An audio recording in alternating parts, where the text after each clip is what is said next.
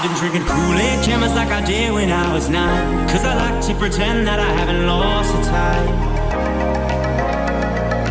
In the end, the nostalgia, though it tastes fine, I can only drink a couple cause it feels like a lie.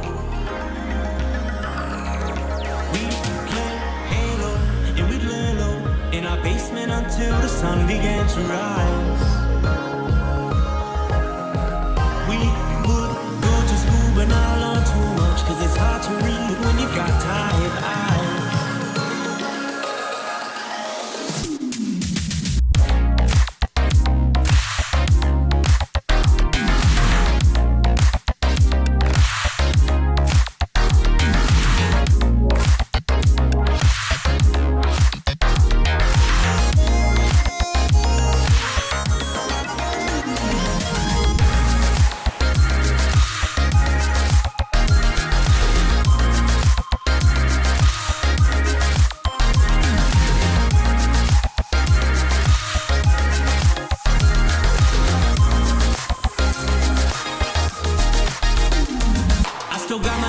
They've been with me for some time, and it's nice to know that they still by my side. Well, friends are like stars, 'cause no matter how far, when it's welcome back. We've been gone too long, and as soon as we start, Yeah, I can't be. Hey, we'll move this a little bit. Scoot you over. There we go. Look at that. Bam, nailed it. So, welcome to the MVZ podcast. Cheers to you. The hurricane really got in the way of being a podcast host. Yeah. See, I've messed my lights all up. The humidity, because we were without power for so long. Luckily, they still work with their, still show up decent, but yeah, house is destroyed. Sent in our insurance claim. It was more than we thought it was going to be sent for. And I'm hoping that they don't try to send us to litigation. That's what the independent adjuster said, is to, the only thing that's going to drag it out is if they try to fight it. Hurricane Ian's a bitch. I did evacuate. I did go to St. James City in the East Coast. You left as well, correct? Yep. I went to Indiana. I went up to Indiana, stayed with some family. So. What's better, a hurricane or Indiana? I guess Indiana. You were more fortunate than we were, I hear. Yeah, damage not too awful. Not ideal, but definitely could have been worse. I do not like having a hole in the ceilings or the soffits and fascia. So, like, we had some rain today, and let me tell you, terrifying to think, oh man, it's going to take down these tarps. Or this is where it ends. What a fumble that it literally bounced right back into his hands. Didn't even see that in fast motion. So Thursday night football is apparently touchdownless football. Who would have thought the Steelers Browns game would have been like the high-flying the game barn burner. Month. The rest of these games have been awful. I mean, it was bad. The Steelers game was bad, but there was like 30 points. The last 8 scores have been field goals from last week and this week. And there were some field goals in the Browns. What game was before that? It was the Browns and Steelers, right? Or was the Hurricanes threw off dates so bad. Browns Steelers was before that. It was bad. But it wasn't that bad. There were some touchdowns. I lost track of days. I had to take an extra week off because the house is in such disarray. And then we were taking care of my aunt because my cousin's house flooded, and she passed from cancer. Ooh, 4-12 last week. Yeah, both of us 4-12 last week. Season record 35-45, 39-41. We are bottom dwellers. I guess our main benefit of that is like that's mostly last week is the real reason. You know, we dropped 8 games. So like we were hovering. You were over 500. Yeah, I remember I said I wanted to build a cushion because I knew that the bound to be a week that things just went bad. Oh, so I figured I should let them see him. Oh, because we had 2 different last week and we split them down the middle. Oh, I gotta move this.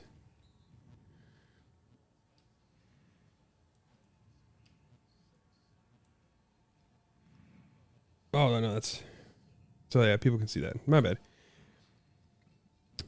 This week, see my pic's already there. I was trying to do research for the first time last night. I was like, man, I can't be that bad. So during the hurricane cleanup, not only did we have an unfortunate family event with my aunt, during the cleanup, I'm covered in either poison ivy or sumac. Both, you know, the biggest thing is like the oils that are on the plants that once it gets on your skin, like it's kind of is what it is. Well, the problem with, after a hurricane, we did not have water or power. So it just sat on my skin and I'm sweating. So it's everywhere. Arms, legs. Luckily, I had a shirt on, so I only got a little bit on my stomach. But man, it's god awful. Cortisone, like regular steroid cream, didn't help. I had to call a friend who's a nurse practitioner to be like, listen, this is pretty unbearable. She goes, okay, I'll call in a script for you. So I have a giant tub of it. It looks like Aquaphor, but it's a big steroid cream. Put on twice a day. This one's so bad, it actually, my forearm swelled up. They said, Google said it's going to be about 3 weeks for it to heal. And that is not, that means I'm only a week in. Yep. When it first appeared. A long time. Golly. And then Sunday, because we decided we're going to put a fence in because Jackson's getting older and he's fearless. Frustrating to have a fearless kid because like he's going to try to run in traffic. And, you know, we got the little rat that sleeps, you know, the size. If you see on the screen there, it looks like a football. That's the football. Next to it is a dog under a blanket. She wants to go outside all the time. She's afraid of her own shadow. We decided we're going to go forth with a fence. Well, the hurricane hiccuped that a bit, and it put a bunch of brush from the neighbor's yard into ours, including it broke a tree in half, and it was on. So I had to cut down a tree. Well, I am a nurse. I am not a lumberjack. And as I was cutting it down, I was like 85% of the way through this tree. I cut the notch like you're supposed to bring to a point, and I kicked it. And I was like, man, this thing is not moving. So I went back to the front side of the notch, and I'm hitting it with the chainsaw, and it didn't and fall. It snapped, and it dropped, and landed on me, and dragged down my back, and then I just like weaseled away and rolled out of the way. It was painful. So I got a couple of Wolverine scratches on down my back.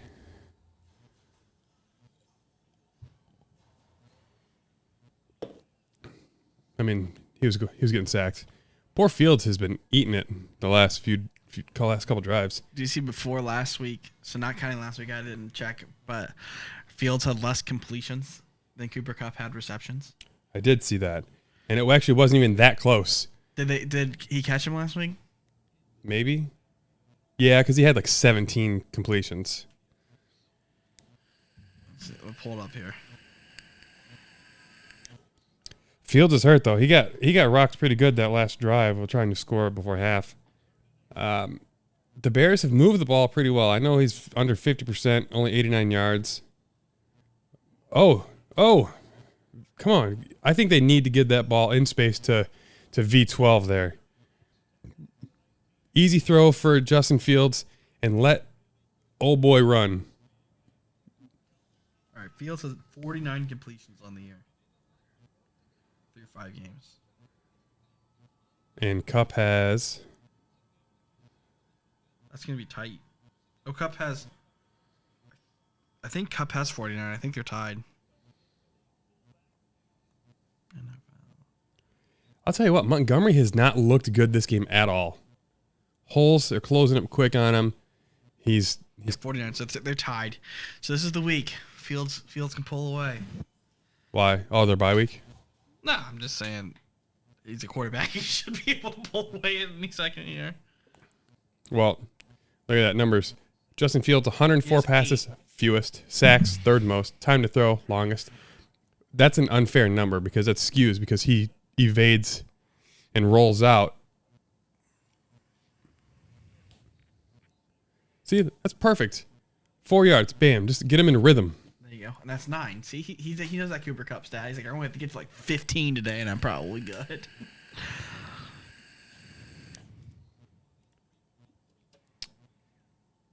The NFL is... That's still a catch. He has control. Oh, no, I'm snapping that ball quick, though. Oh, 3rd and 3, going to do a pitch to the outside to Montgomery. Of course, yeah, you should have. That's Great play call. It's like Great. 12 yards. It just, tosses don't usually work at this level, but... Actually, that's a pass. Well, if Yeah. it's backwards, it's not. What? Was it? Well, it could have been a lateral. Let's see, what was it? What was it? I don't know. True lateral. Truly lateral. That's one they're going to review. Yeah, it's going to be a stat correction. Someone's going to lose fantasy for that. It's going to be a catch from David Montgomery instead of a run. They're going to have to, someone's job is to sit there and watch that play 30 times and decide whether it's a pass. Oh, no, Lucas Patrick. We don't have a left guard now. Just play with that one. Just play with 4 linemen. It's fine. Yeah. It'll work great.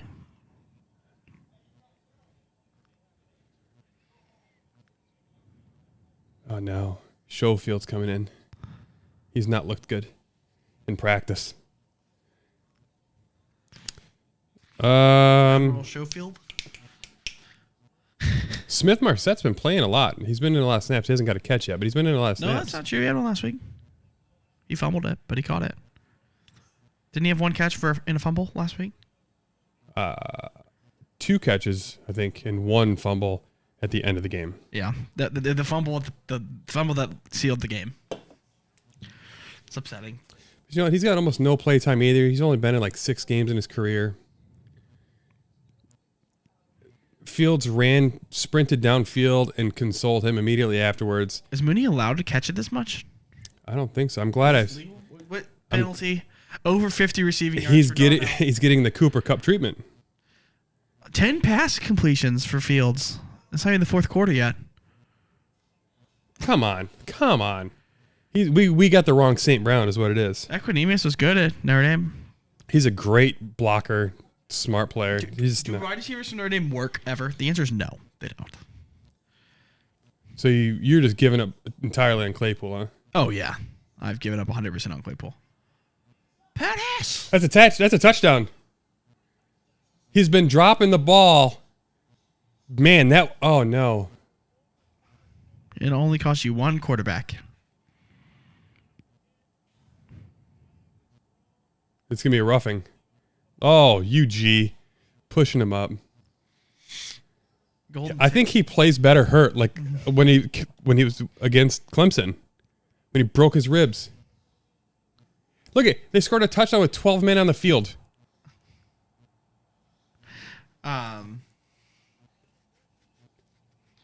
He's probably got fucking broken ribs again.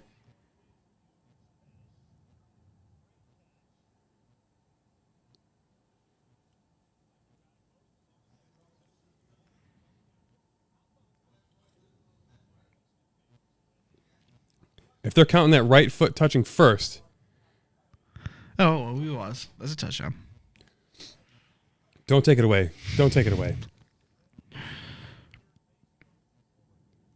If nothing else, it's going to have to be a stands. Please. That's a beautiful throw. They said it's good. That's a beautiful throw. There you go. That's game. Finally a touchdown.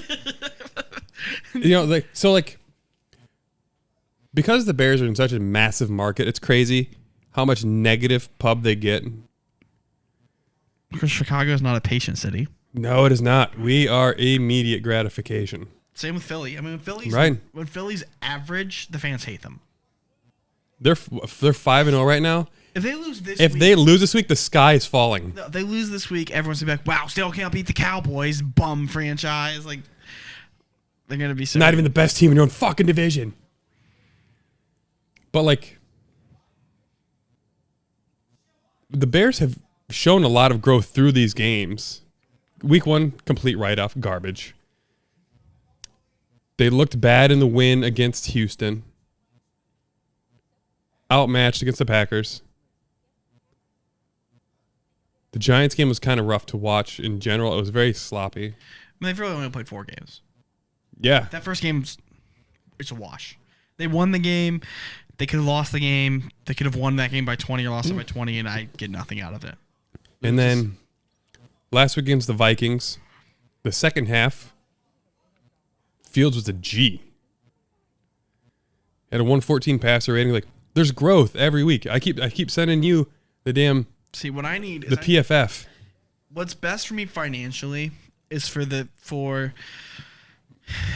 Darnell Mooney and some Fields teams to sneak into the playoff part of the best ball. Like, I have some teams that are carried by other people, and then I need like week 16, week 17 Fields to like go absolutely nuclear when I'm the only one who has him. Oh, Mooney's already got 13 points in our league. Yeah, see, like I said, I need a week where those two go absolutely nuclear when I'm like the only one who has them because they haven't been doing that well this year. That's what I need. Did you see in best ball redrafts right now where Jonathan Taylor's going? Mid-second round. Why? I guess they're not running like they did last year, are they? Well, I mean, just I wasn't on Jonathan Taylor at the beginning of this year. I wouldn't have picked him first overall. What are his numbers on the season? I actually had a buddy who had a first pick overall in a draft league for money, and he said he didn't really want to pick Jonathan Taylor, and he's like, but I don't trust McCaffrey because of his injury history. He's like, I don't really know, like, who do I take? Because I talked to him enough. This is Jesse. You met Jesse. Mm-hmm. I talked to him enough where I was like, dude, Jonathan Taylor it was all touchdowns. And if that regresses, he's not a passing game guy. He's touchdowns in big plays. Yeah, it was big touchdowns. Like, if those go away, he's not going to be the number 1 running back, and you're taking him 1. So I told him, I was like, you have a choice, in my opinion. You're choosing between Cooper Kupp and Justin Jefferson in a PPR league with the first pick. And I leaned. I told him I would take Jefferson. Only because I said that, Kupp's older, and I was worried about Stafford's shoulder and Allen Robinson. There was just a lot more variables there. Allen Robinson does not matter. Don't get me wrong. Right. But there are a lot more variables there to where I was like, just take the safer guy. What a beautiful Drafts fucking aren't throw. won in the first round. They're lost. Fuck. In a redraft. Oh, and he got his foot stomped on. In a redraft league, you don't win your league with the first pick. You can just lose it. Yeah. So I was like, take Justin Jefferson and just be fine. And he has. He scored like 30 points 3 out of the 5 weeks. And picking a tight or wide receiver first round was the key in redraft this year. Unless you took Saquon. Boy, he's come back this season so far, huh?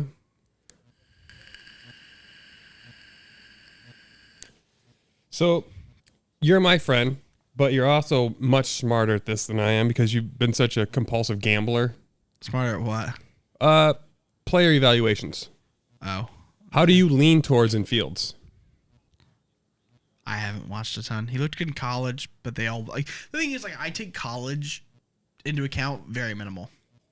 Because saying people look good at college means nothing. You know who looked good in college? All of these players. There aren't any players who are playing now who he wasn't good. Yeah, Ryan Leaf looked great in college. Oh, yeah. I think Fields is hard to assess because his offensive line's been so porous, and he doesn't have weapons either. I always give passes to those guys. It's like, I've always been big on Lamar, and my dad's never liked Lamar. but I was always like, okay, his receivers haven't really been good, and the dude just wins games. He's 40-14 as a starter. Like, what do you want from your guy? Like, he's such an outlier. It's not a good fair. It's not fair because a whole entire offense had to be formulated around him and his skill set. Yeah, they also just won't give him receiver. But I just think it's, and like last year was the year he looked the worst, but I was like, he also was down as like top 3 running backs in a system that was designed around running the football. And they literally ran out Latavius Murray and like the gang, just pulling up all these randos trying to get anything to work. Bateman seems like a baller. Yeah, he could be good. We'll see. Devin Duvernay is looking good this year, which just I don't think he is. I'm thinking it's the development as a passer for Lamar. Yeah, Lamar. I think he's better. Just slinging the rock. The other thing is Lamar's like, he's younger than Burrow. Like people just keep forgetting that. Like, dude, I love Lamar. Lamar's so good, and I just think that his biggest talent. I'm completely off topic against me off fields, but I think the biggest thing that gets slept on with Lamar is how that dude just has a knack for never taking a big hit. He's always like knows where the body, is able to move his body and slide. And my dad always said that he's like, I don't know, Lamar's not looked that good. I'm like, you only watch him when we play Pittsburgh, and our pass rush has been ungodly good. And we always make him look worse than he is because our corners can just cover his crappy receivers and man coverage, and then Watts just barreling through. Hayward's coming the other side. He has nowhere to go, and we're sacking him. No one's going to look good in that scenario. You guys haven't played him yet this year, have you? No, he's going to eat you guys alive. And he might. Watt will be back, though, so. You played both games that late in the season? I mean, after the bye week, after week 8, yeah. That's weird to be such a division rival. We always play the Ravens like week 12 and week 17. They like having us be the last week of the season because a lot of times it decides the division. So like the Bears and Packers usually play in the first 3 weeks and the last 3 weeks. It's like this year. Yeah, week 2. We never play them early. But yeah, I just think that like I always gave Lamar the benefit of the doubt. And it's the same thing. The difference is Lamar had a good defense. So like the Bears, it's hard to evaluate a guy who doesn't have receivers and doesn't have an offensive line. I mean, it's just I know nothing. Now, after what you're where I'm at. It's like all you can do is just look at growth and see how it looks like a play processes. Yeah, like I've only seen in what I've seen tonight, I've only seen like 2 bad decisions, and he's young, so I mean those are going to happen. And you're allowed to make bad decisions if you're as athletically gifted as he is. You can make 3 or 4 of those a game. Like if you're Kenny Pickett, you can't make 3 or 4 bad decisions a game. You're not going to just be that athletic to where you can just get by. You're not making up for it. Yeah, you're not just going to run it 50 yards later. And this is only Fields' 16th professional start. Yeah, so too early to assess. It's kind of like with Trevor Lawrence. He looked god-awful last year, and he looks good this year. So, except for these last 2 games since the hurricane. Okay, well the last game against Philly the game against Philly 2 weekends ago, right? Was it 2 weekends ago? Yeah, 2 weekends ago. Was that the 5 fumbles? Yeah, again, that's another tossed game out. Do you see the weather in that game? I didn't actually. The rain was coming sideways the whole game. They were getting the remnants of Hurricane Ian, and the rain was just coming sideways, and he's facing Philadelphia's defense in that, so his line was getting absolutely handled. He's going to suck. But he was the number 1 pick. Yeah. And his team spent $70 million to build an offense around him. And he looks a lot better now because of it. He's got more turnovers than Fields does. He's also throwing the ball, probably double? More than, by a lot. That's what I'm thinking. You're going to turn the ball over more the more you throw. Pickett has turned it over a ton. He's already had 4 picks. I think that was that interception off the helmet, I think was his 3rd.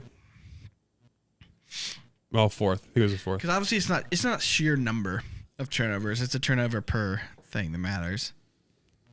And not all turnovers are equal. It's very true. Like with Pickett, even like his one he threw a Hail Mary That was a pick the last play of the game. That he was going to throw Hail Mary. Like if whether it hits the ground, like it changed the game 0. It's not. Yeah, it's not an interception. It is a Hail Mary. Or even when you see like a 3rd and 8 and they throw a 60-yard pick, that doesn't matter. Like, you know what I mean? It's a punt. Like it doesn't. Everyone gets so worried about stats. Like the roughing the passer thing, I think is funny because everyone's losing their mind about it. Which one? The Tom Brady one? Yeah, it was bad. Tom Brady one was bad. That one did affect the game because it affected the swing. No, I'm not saying it didn't affect the game. And then the Chiefs game, that could have been the game. That was a terrible call. So those two were really bad, but I'm just saying what's really funny about it is last year, through 5 weeks, there were 6 more roughing calls than this year. 2 years ago, there were 8 more than this year. Yeah, I think the refs overall have been that's great this year. Everyone's saying it's a makeup for Tua and all this stuff, but the funniest one to me about like the one with Tua is how he fell. The Tom one is the one cracking me up the most. So everyone's like, "Oh, it's because it's Tom. Tom rules." No, it's not. It has nothing to do with it being Tom. They didn't want to see a head bounce off because the way do you know what number of roughing the passer that was for Tom this season? That was his first. Do you know how many roughing the passer calls he got last year? 1. So he doesn't get special treatment like everyone says he did. That dude was sacked a bunch last year and got 1 roughing call. Well, he's so smart though. He dumps it. He'll foot throw it.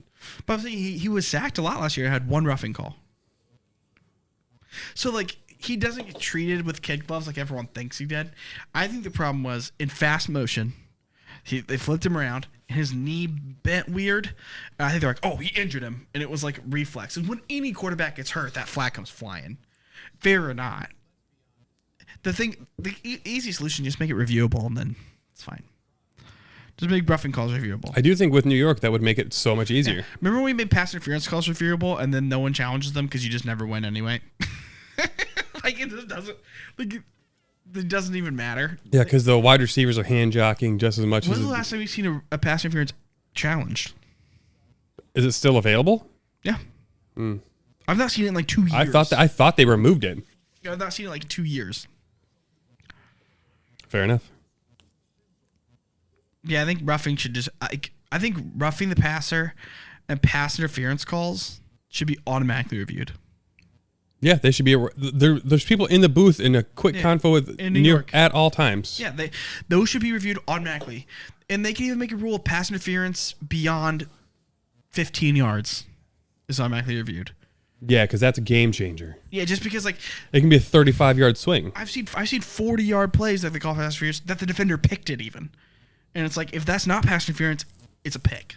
You know, all turnovers are reviewed, but like. They need to fix like pass interference. It can be a change, and like personal foul calls. I mean, those can be. Those are game changers. But I do think it's funny how just because sometimes perception is not reality. Like the perception is that Tom Brady always gets those calls, and it is not reality. Oh, and you know another wild stat? Tom Brady has played 230 some absurd amount of starts for his career, right? Do you know how many roughing the passers he has in his career? Like 14? He has 28 in his career. But he's played how many games? Like just an absurd amount of games. Like 20-some. One every 10 games, pretty much. Yeah. Patrick Mahomes has 24 roughing the passer, or 24 roughing the passer calls, and Josh Allen has 26. Big difference between those two and Tom, though.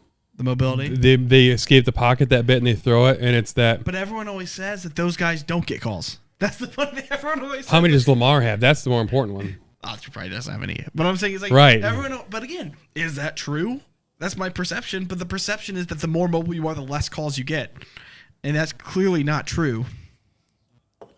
But I think sometimes it's because the more mobile you are, the more you could put yourself in a situation to get roughed. Right. Because I was telling my dad that too. I was like, with Tom, I think part of it is why he doesn't get roughed as often is because once you get to Tom, you're like, all right, this is a sack. To where once you get to Josh Allen, you're like, I better freaking get him. Like, you know what I mean? Like, if I don't hit him, he's going to escape. False start. Offense. So I think that's the difference. With Tom, it's like as soon as you get there, you're like, I've got him. There's no sense of urgency once you're touching him. So you don't have to like throw him to the ground type situation. But with Josh Allen, it's like he's harder to tackle. He might break free, he might run. You're more likely to hit him wrong.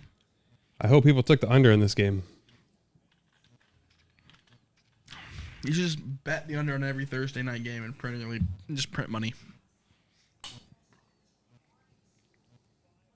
But yeah, basically, to answer your question that I kept avoiding with Justin Fields, You don't know. Too little information. Insufficient information to answer the question.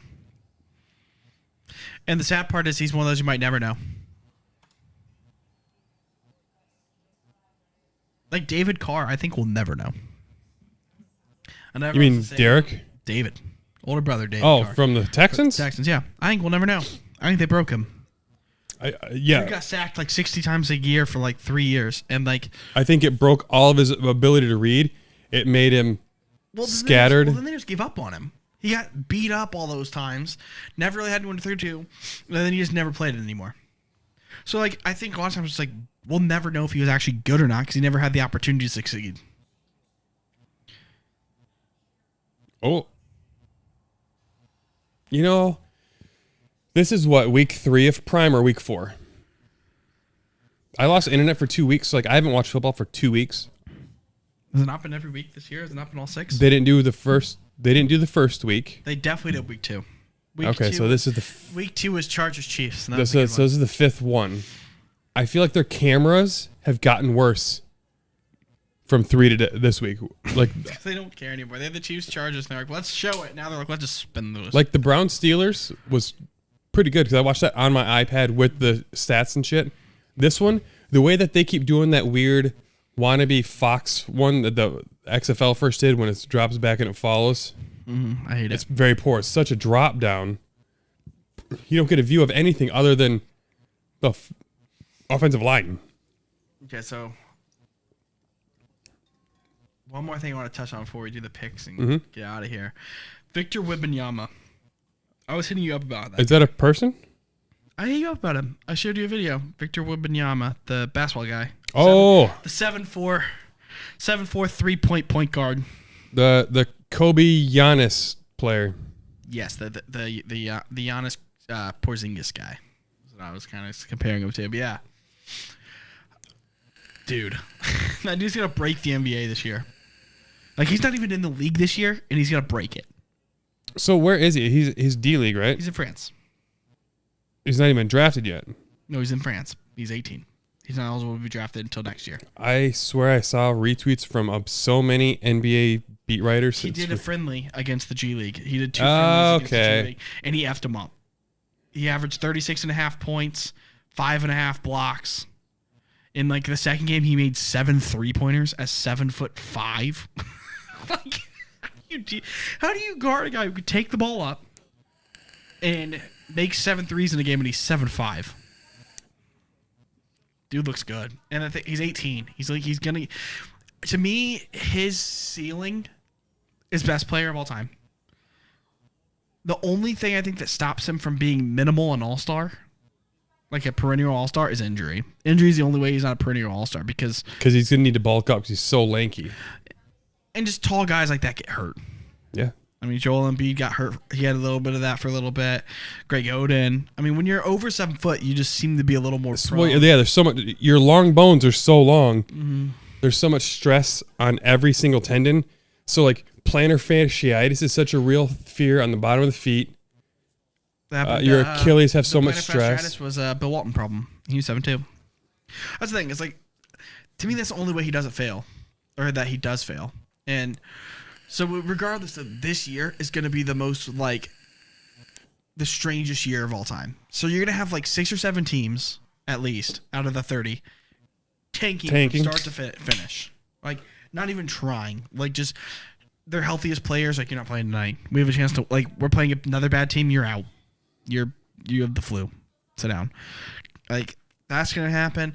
And then come the trade deadline, like come December, January, right before February, the trade deadline, there are going to be a lot of teams that thought they were good because there are a lot of teams that are kind of competing and realizing like, oh, we're not that good, or oh, well, say you're Dallas and Luka gets hurt or something, and it's like, oh, well, we're not going to rush our player back, etc. God, Lee, so that's how do you defend that? You don't. But he does have an arm. And he's so fast. 4.4, you're getting to that. You're getting 10 yards and done. God, he knew where that first down marker was that time. He held up another half step to make sure he crossed the line. I love the slide. Finally, he's getting his elbow down instead of the baseball slide pop up. Who the fuck Wesco? I do love the slide. But yeah, so like I said, I think at least 6 or 7 teams tank from the jump. I think there'll be teams that have injuries that just decide to tank halfway through. Mm-hmm. And then there'll be teams that this aren't doing as well and they decide to tank. So that's not only going to make the tanking thing interesting to see like, oh, well, who gets the pick or whatever. It's going to make like the Lakers. I read a thing where they said the Lakers are holding on to Westbrook in those picks, and they're going to trade him this year, barring them just somehow figuring it out with their new head coach. They're going to trade him, but they're not trading him now because they think that they don't know what's going to be available come the trade deadline as teams try to tank. So it's plausible they could get something they could never get before because they want him. Want to tank, and teams are want to lose games, so those are like, well, we'll take these 2 firsts and Westbrook, who has an expiring contract, and we're just restarting. And they're gonna work to make Bronny be with Dad, right? I don't know. He's a senior, right? I don't think he's gonna be a first round draft pick anyway, so I think they can just get him. Oh, is he not that good? He's a guy. He's still in high school. He's just a guy. I think he's a senior in high school this year, and he could be good, but like I said, as it sits right now, he's not somebody who he wouldn't be able to go from high school to the NBA. That's not an option for him. So I don't think he might not be one and done even. So like I said, I think they'll just be able to get him if they want him. They should have just ran that ball. But I think it'll be interesting because it's definitely possible the Lakers could just trade Westbrook. They might be able to trade Westbrook for Kyrie straight up type situation. If the Nets just aren't good and Durant's hurt or something, and the Nets might just be like, you know what, we'll just take the expiring contract of Westbrook and lose games here. And like I said, there's going to be people they can get that they might not have been able to get otherwise. Or the Pacers are projected to have the worst record in basketball. If they're 5th best, I could see the Pacers being like, we'll give you Miles Turner and Buddy Hield for Westbrook and one of your picks. We don't even need both anymore. These are two of our better players. We want them off our team. You know what I mean? I think that could happen. It could. So I think that was on the table anyway. The Pacers wanted to give up Turner and Hield for Westbrook and 2 firsts because the Pacers are trying to tank since they're projected to lose the most. But I think that they might take it for only one of the firsts and not 2 firsts. If they're 3rd worst team in the NBA and they're like, all right, if we lose Miles Turner and Buddy Hield, we won't even be that good. So it's going to be interesting in a lot of ways. Teams are going to buy out more players to just get them off the team. There's going to be a lot of people trying to get people off to lose games. All right, let me take a leak, and we're going to make those picks quick. Well, you got one more? One more team. The Oklahoma City Thunder. They are bad already. They drafted Chet Holmgren, who's gonna miss the whole year this year with an injury. Mm-hmm. They have Alexei Pokashevsky, who is 7 foot tall and was a rookie last year and was good. Shai Gilgeous-Alexander's young and good, and then Josh Giddey is 6'9" or 6'10", and he's their shooting guard, and their point guard 6'8". They might be my favorite team to land him from a basketball perspective because their roster would be 6'8" point guard, 6'10" shooting guard. They would play Wembanyama at the 3 on offense, probably 7'5", and then they'd have Poku at the 4 at 7 foot, and then a 7'1" Chet Holmgren. How does that run defensively though? Amazingly, Chet Holmgren and Wembanyama just put him in the paint. Are they gonna run a 2-3? They can run that. Chet and Wembanyama can guard perimeter players. for a couple of years. I mean, maybe not a point guard, but they don't have to guard a point guard. Yeah. They can guard the other positions. Yeah, the man zone that's allowed in the NBA now. Then they have Giddey. Well, they have Giddey and Shai Gilgeous-Alexander to guard the ball handlers. And they're tall enough to guard anyone. That's what I said. Yeah, when you're that big, you take up the whole paint. That's what I'm just saying. Their starting lineup would be 6'8" and 6'10", true point guards and shooting guards. So like I said, they'd have 5 people 6'8" or taller that could bring the ball up. So that'd be fun. And then also they have like 38 picks over the next like 6 years. So like, here's my question: if they have like the second pick or the third pick, they could just package some crazy thing together to get him if they want him. Like they could literally be like, "We'll give you 5 firsts," for Victor. Like they're gonna be Justin Jones. They're gonna be able to do something like that. So that'll just be very interesting. So I guess what are we at time wise here? 40. Okay. So you want to pee first? Take a leak. Make the picks. Be right back. Lose myself in pride. My insecurities haunting my memories, 'cause I'm holding them inside. Let go. Put my thoughts back into words. Feels like I let me down. Ain't got no golden crown. I'm just trying to be run.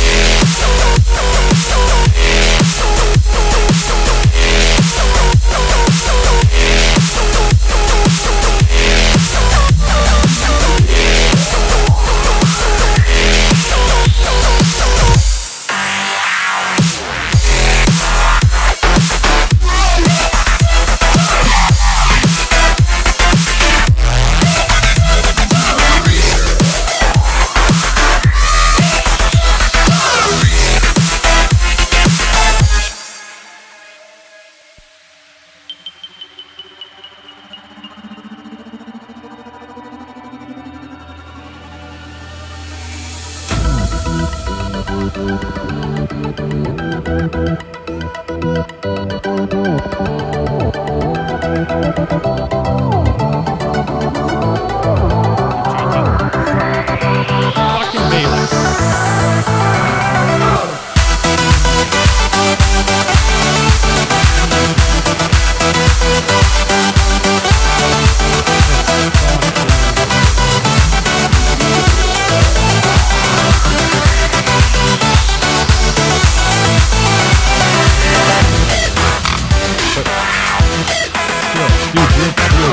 You're brought in for this purpose.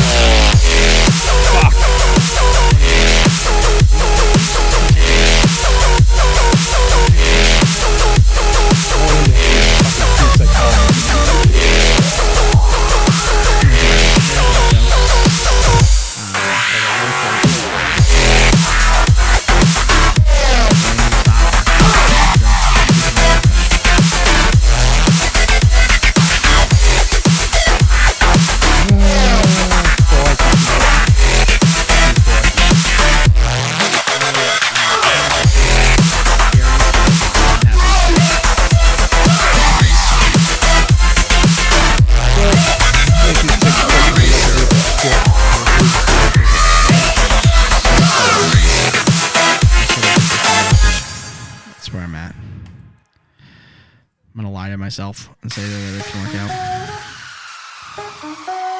I'm taking the Jets. You know, I had the Jets first, too. I don't trust the Packers run defense. Brees Hall is good.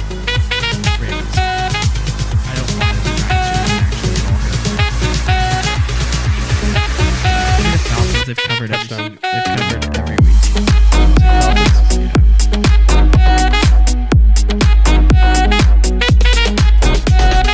Dolphins. Tua's not rolled back yet. Thompson is the starter. Tua's out.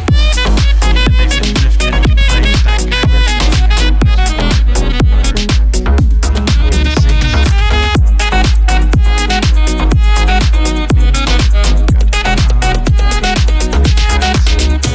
that worst run defense in football.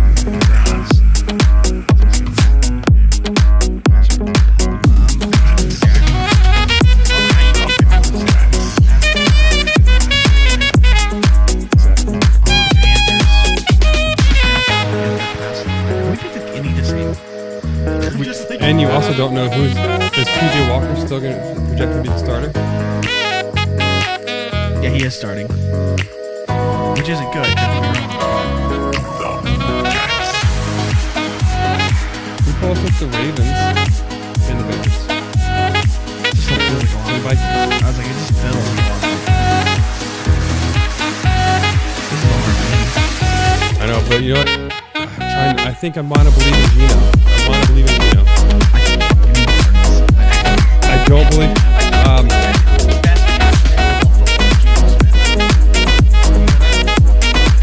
Yeah. I also think I wanted to look up and see on the Activision website to see if this was a double XP weekend for Call of Duty, because Kyler Gordon is 3-19 on double XP weekend for Call of Duty.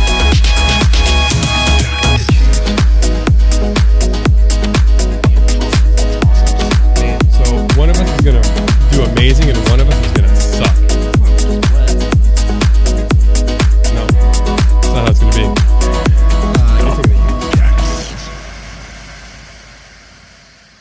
And I learned my lesson last taking the week. Chargers? I'm taking the Chargers. I learned my lesson last week. Remember, I was like, I'm taking the It's a When slow I start said in I was never my Hackett against the head. spread. You And I took him, and it didn't work, did it? Because Hackett's an idiot, and that team's terrible. All right, so this could be a big swing. The Cardinals-Seahawks one's the one I feel the worst about.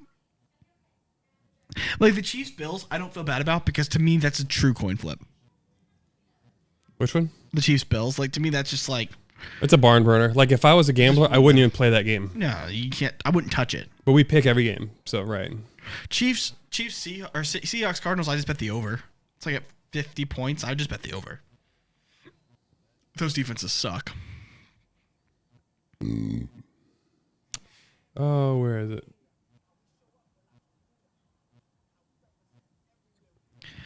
So, yeah. All right, good to know. Good to know. Well, it's been real. We'll be back now every week going forward. We got no more curfew. So Woohoo. we can get this thing going. This is better set up on the iPad actually.